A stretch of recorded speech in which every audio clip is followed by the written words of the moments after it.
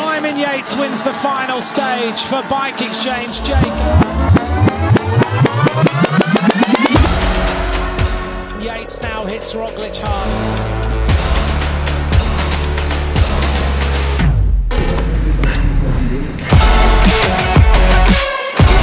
I'm on 1 minute to the best time. You got 1 minute and be the best time. Allez!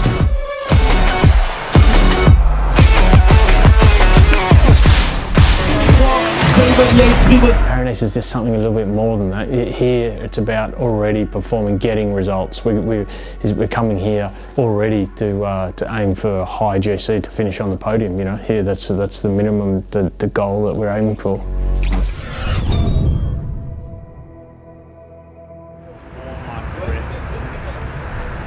Did my first one in 2014 and I did it every year.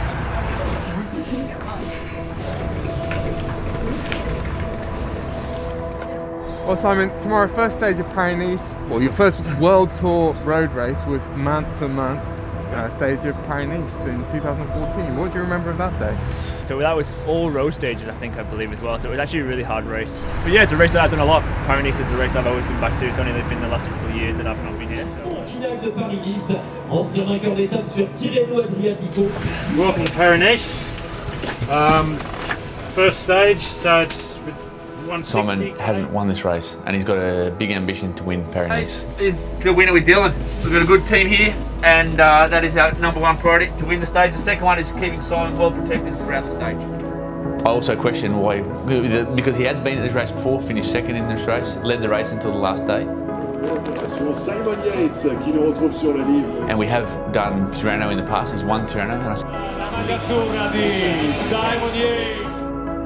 I said, why do you want to do Paris? He said, I haven't won it. When you look at Tirreno, parcours there, it wasn't as maybe hard as Paris-Nice. And in the past, when I have done Paris-Nice, I've always come out of it going well. And yeah, hopefully we can do a good ride.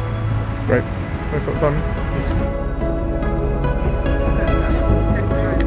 Welcome to Paris-Nice and the real kick-off to the European stage racing season. Stage 1 was a bumpy but not overly testing route around Mont-la-Ville, including twice over the Category 3 Côte de Bruy-Bois-Robert, which could throw a spanner in the work. With 6 kilometres left, Jumbo-Visma were looking to eliminate any chance this stage would finish in a sprint. Christophe Laporte wins the stage, alongside him Wout van Aert and Primož Roglic. Roglic doesn't even worry about the bonuses, such is his confidence. They're all on a different journey to arrive at top form. They're all in good shape. The big champions in this time of the year are never in bad shape. So they've all got little bits that they can work on between now and when the Giro starts. But these days, if you're ready to race, you're ready to race, and they certainly all are. The race is really broken up into two distinct phases. The first 3 stages here are all for the sprinters. Quick step, get ready. This is the left-hander, a fast one. Wout van Aert, left-hand side of the road. Jakobsen wins the stage. But we can't afford to lose time with Simon. It's action right from day one. The wind blows up. You only need a breath of wind. I think, you know, anything around 10k an hour and it's enough to start causing havoc. You know, there's just stress in the bunch. Not going to be involved in the final battle for the stage though were Dylan Groenewegen and Jasper Philipsen. There's always that potential there, but that's racing. That's, you know, you've got to get through 21 days of racing at a Grand Tour to arrive on the podium. You can't just say, okay, we'll bypass Paris-Nice because it's so dangerous and the risks are so high. We won't be arriving at the Giro at the level required. Crosswinds, echelons, splits and crashes, and with 70 kilometres to go, the peloton was in pieces. Those left behind cursing either their luck or their judgment. It takes a lot of mental energy. I think these first few days, especially for a GC guy like me, trying to not, you know, lose time really. You know, there's not really much to gain here, but you can lose a lot. So we'll just have to stay focused and try to do our best there. Guys are motivated to perform their role and to not let down their teammates. They've got pressure on them to perform, whether they're motivated or not. Paris-Nice, you don't get the choice. You need versatile riders and you need versatile support riders to help them, and we've got a good little group here. Here we go with Trek Segafredo. Van Aert is there. Pedersen now strikes. Oh, a big crash and the yellow jersey hits the deck. There's only a couple of stages where time differences will be made. It's not a significant time trial, but 10-15 seconds here or there will be what decides who arrives on the podium. Roglic is the Olympic champion in time trial over a lot longer distance, but we would expect that after the time trial we'll be coming from behind, which is not a bad place to be.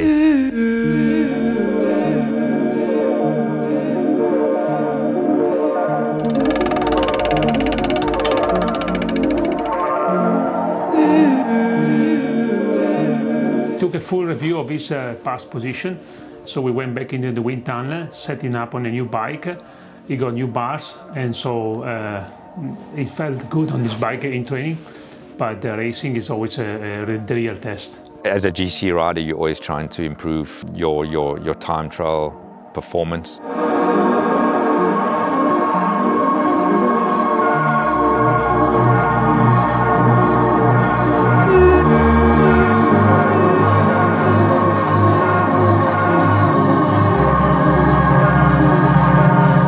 The unfortunate thing is that this will be his first and last time trial before the Giro. Has some quite characteristics that are very similar to one in Giro. So it's an important process to go through. It's the only one we've got between now and May.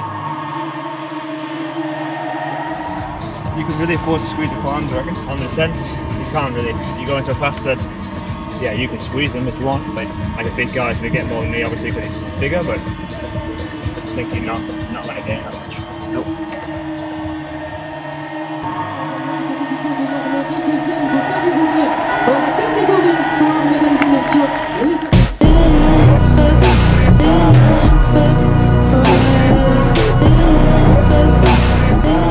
Second faster than Dubridge at that corner, 11 seconds, that's a very good start.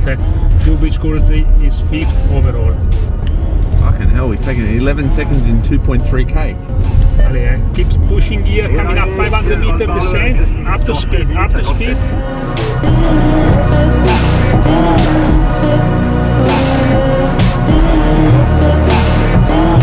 Bike Exchange Jayco Simon Yates isn't known for his prowess against the clock.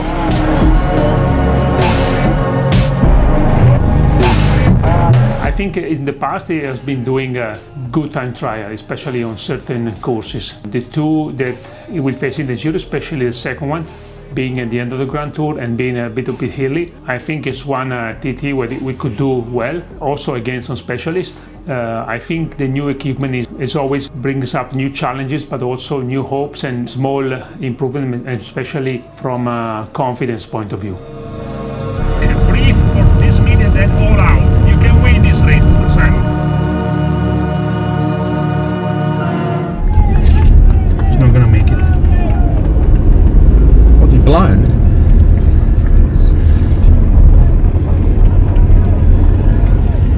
Maybe.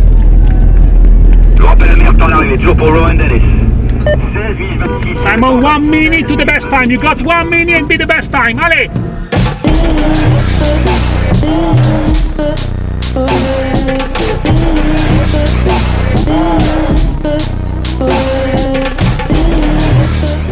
In progression here, in progression, keep it for the final 400 meter, then you have to win the race.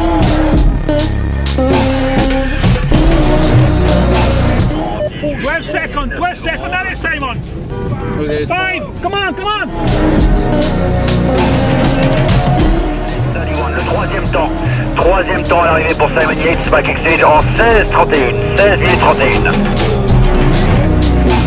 I mean, I've done good TTs before and also been terrible on the climbs. I've also been good the way around as well, but good on the climbs and terrible on TTs. So you never know, but it's obviously given me a bit of confidence today that I have good legs.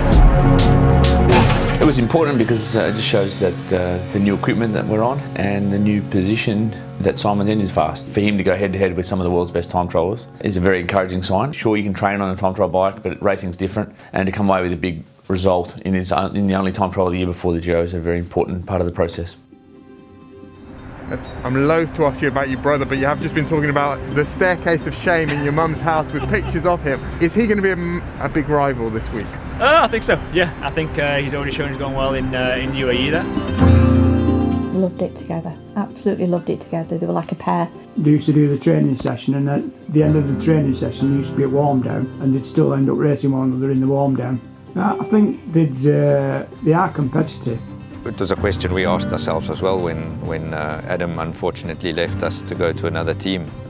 You know, we said it's either going to go one way or the other. They've raced together at races in this team. It has helped the fact there's the two of them because they're always pushing each other. Yates looks around, sees his twin brother attack onto the back of the group, and it's all going to come back together. Just felt automatically good to go out as a pair together.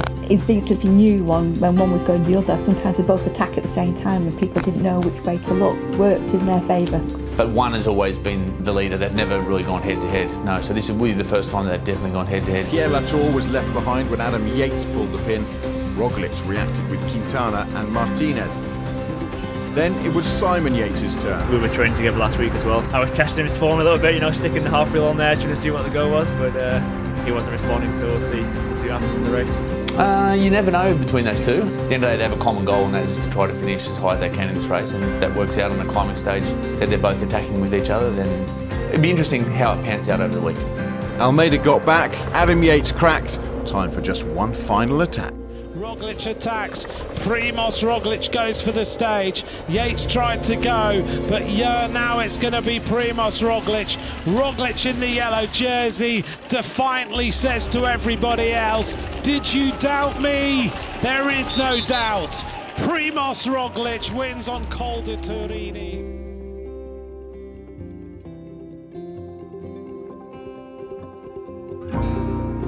Marco Gobbi, the Swanee of the team backstage.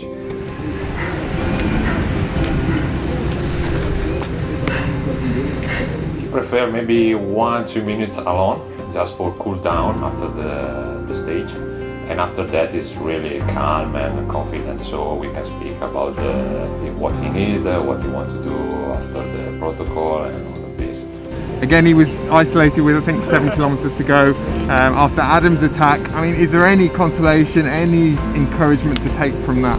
It's only once Adam kicked it off that he was isolated, and I mean, at that point it's mano a mano anyway. I felt okay, but nothing special. How about that? You and Adam are obviously still close here. Adam's over there waiting for you. Yeah, I want to get back to the bus because I'm freezing. Anyway, this is one of the heated ones, isn't it? It's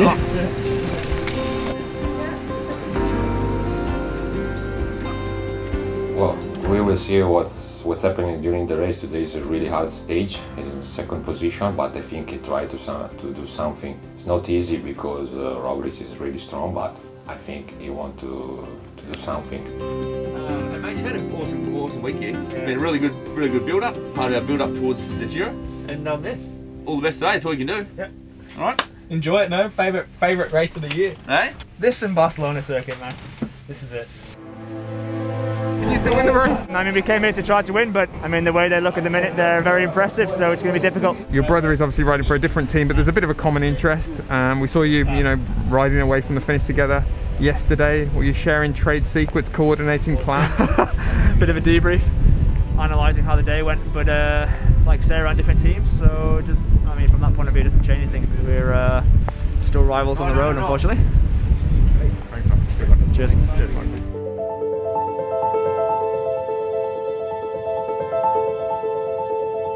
With a short stage and the wet conditions, the opening kilometres of the stage were pretty chaotic. Riders were scattered everywhere, and a few weren't able to deal with the complications. Roglic wanted to make life difficult for all his opponents, but soon it was the Ineos Grenadiers who took over and broke everyone. And suddenly Roglic looked pretty lonely. At the bottom of the climb, the 4 leaders stayed together until the parcours took a new way up, the Chemin de Vinaigrier. Simon Yates saw his chance as Van Aert hit the red zone and Roglic couldn't follow the Brit's wheel. Good work, Simon. You put Van Aert at the back there and the others are struggling. Good stuff.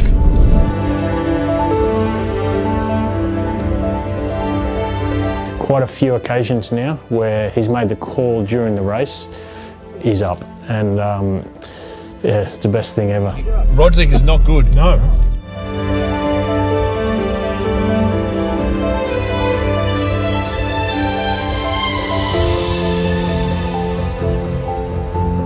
I think is one of the most nervous moment of my day. Yeah, when I saw the last K in the finish line. Simon Simon Yates attacked on the Col d'Ez. He doesn't manage to win Paris-Nice, but it's an Englishman who wins on the Promenade des Anglais. Simon Yates wins the final stage for Bike Exchange Jayco, his first win of the season. Yes! Good one. That's the good one. Yes, Yatesy, you've got it, mate. You've got it. The man of the day, as far as attacks are concerned, is Simon Yates. Yeah. This one is sweet.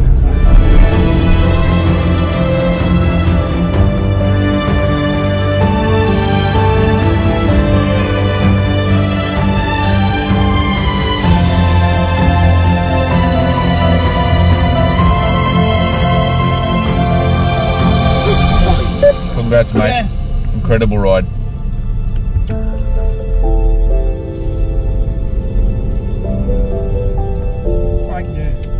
We all know that Simon loves the Giro 2018. I'm sure it's a Giro that's very fresh in his mind all the time, and he wants to be standing on that top step in order to forget about that 2018 year.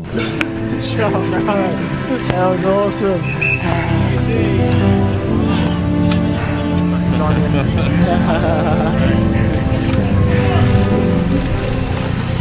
His experience, the course, the team we're going to put around him, I think he definitely has the ability to win the Giro this year. If there's one thing that you can put your finger on as to why he wouldn't win the Giro? That someone's better than him.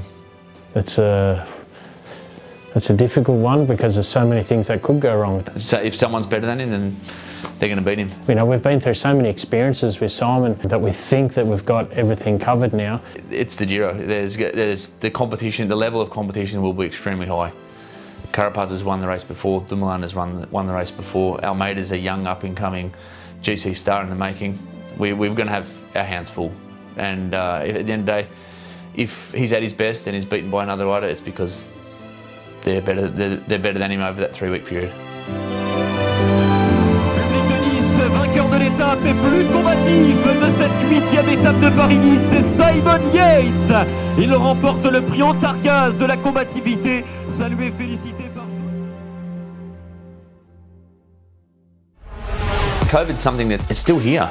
It's still around. I can see that his immunity system is slightly go down. COVID could derail anyone, anything for anyone.